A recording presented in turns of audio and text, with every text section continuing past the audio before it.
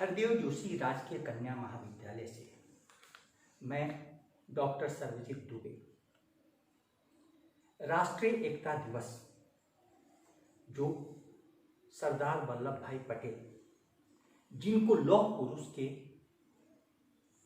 उपनाम से भी जाना जाता है का जन्म दिवस है और 31 अक्टूबर आयरन लेडी श्रीमती इंदिरा गांधी का शहादत दिवस भी है। आज यह विचार का दिवस है कि राष्ट्रीय एकता के समक्ष चुनौतियां क्या हैं। हम सभी इतिहास पर गौर करें तो अंग्रेजों ने भाषा, जाति, धर्म के आधार पर फूट डालो और राज करो के सिद्धांत को अपनाया और कई वर्षों तक गुलामी की जंजीरों में हमें जकड़े रखा। हमने स्वतंत्रता पाई। स्वतंत्रता पाने के पीछे जो सबसे बड़ी ताकत थी कि हमने अपने मतभेदों को भुला दिया। वो क्षुद्रताएं जो हमें संकीर्ण बना रही थी उनको हमने परे हटा दिया।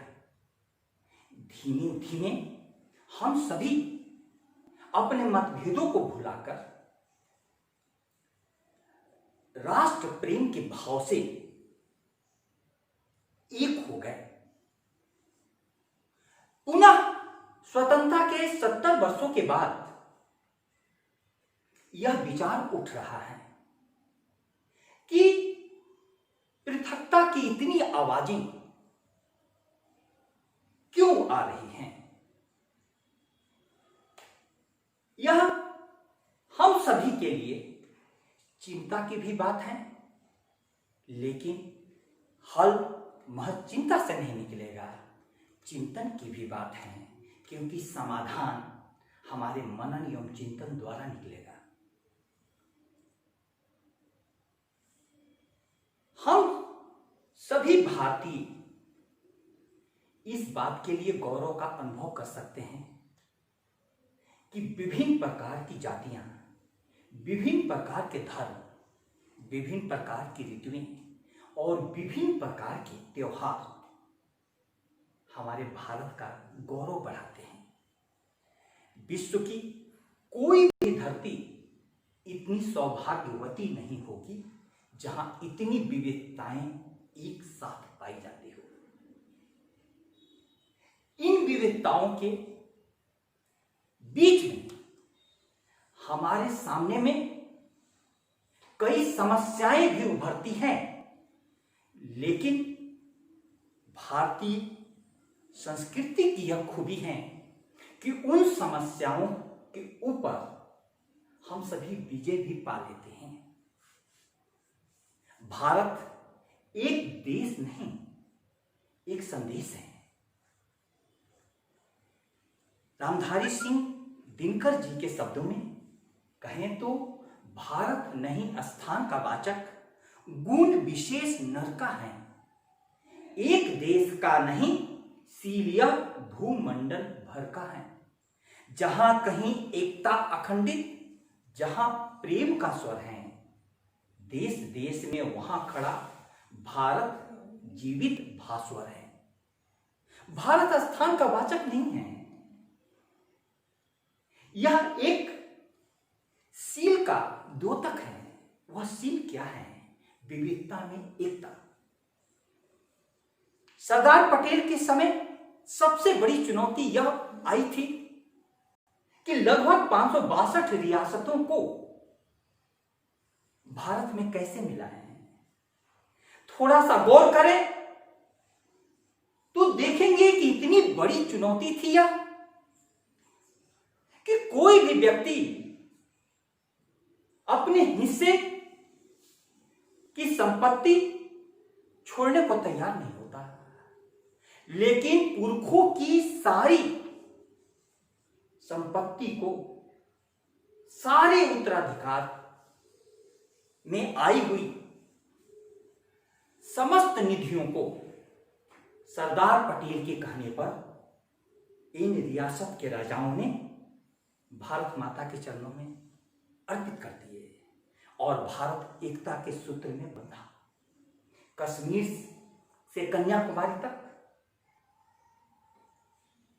अटक से कटक तक भारत एक हुआ और हम सभी ने स्वतंत्रता की अंगड़ाई ली।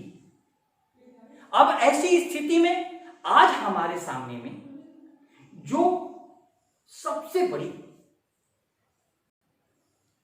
चुनौतियां उभर करके आ रही हैं वह जाति के नाम पर, धर्म के नाम पर, भाषा के नाम पर, प्रांत के नाम पर कई प्रकार की संकीर्णताएं भारत की एकता को खंडित करने के लिए सर उठा रही हैं। अब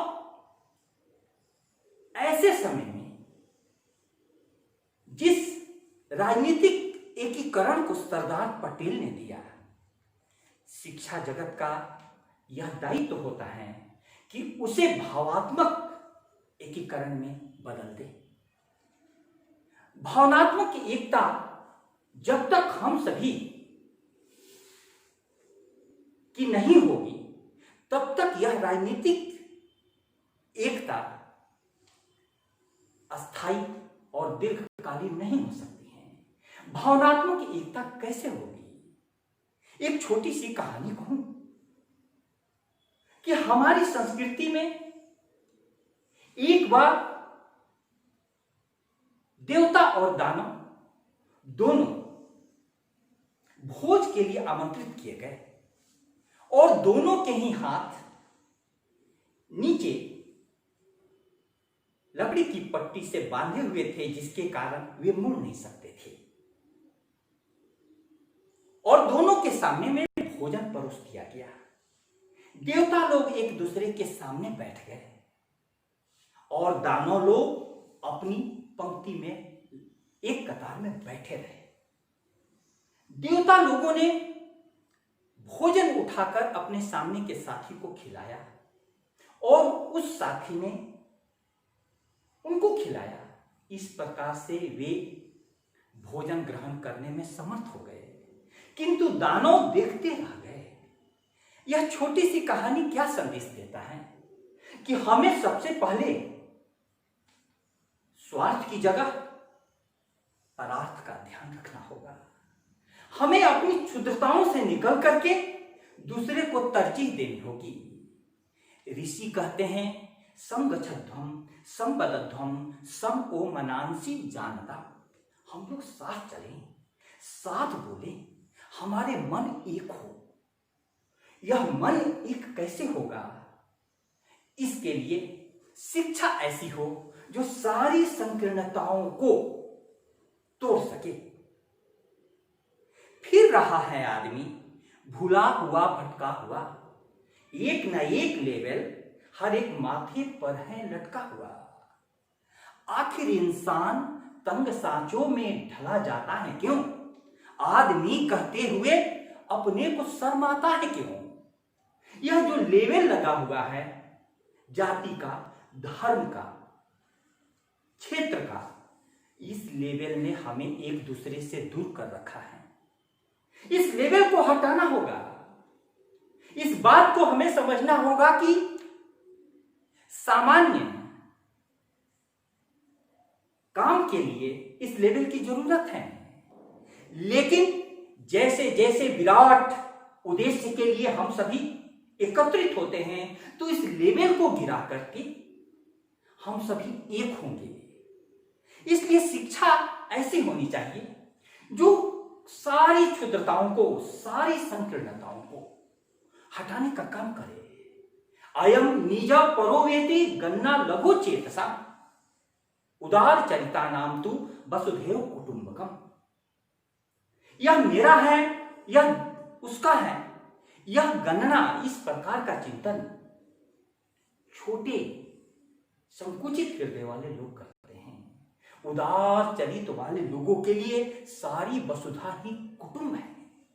लेकिन वसुधा को अपना बनाने के पहले हमें राष्ट्र के रूप में पूरे भारत को एक करना होगा। और पूरे भारत को एक करने के लिए हम सभी को यह सोचना होगा कि जितनी भी क्षुद्रताएं हैं, जितनी भी पृथकतावादी प्रवृत्तियां हैं, उनको छोड़कर भारत की एकता के लिए हम सभी आवाज बुलंद करें।